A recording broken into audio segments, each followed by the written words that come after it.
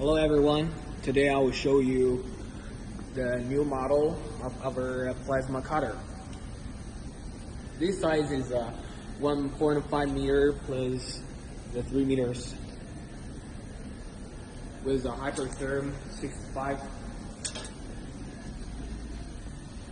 And this model uses a Starfire system and HYD THC. And all the system we use are the newest. Then we will show you how to control this model. First, you should choose one picture. And then you change the width, the heat, the entry, and drop.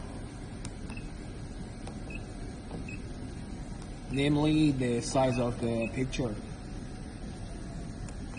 Then you just view the picture and choose the automatic model.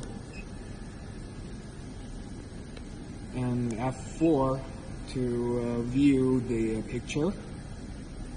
And then back to the home and choose the manual mode. In this picture, you can reposition and then move the torch. And then you choose the F6 and F1 to enter the automatic mode to change the speed.